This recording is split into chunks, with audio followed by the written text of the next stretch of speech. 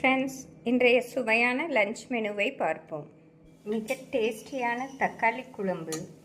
தக்காளி குழம்பிற்கு சைட் டிஷ்ஷாக டேஸ்டியான சுரைக்காய் பாசிப்பருப்பு கூட்டு.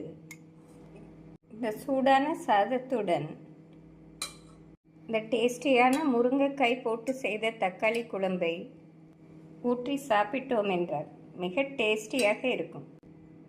இந்த தக்காளி குழம்பிற்கு சைட் டிஷ்ஷாக டேஸ்டியான சுரைக்காய் கூட்டு மிக அருமையாக இருக்கும்.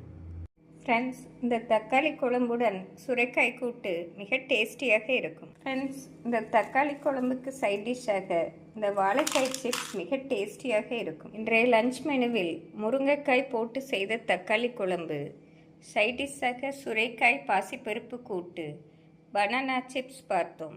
நாளை மற்றொரு டேஸ்டியான லஞ்ச் மெனுவுடன் சந்திப்போம். Thank you, friends.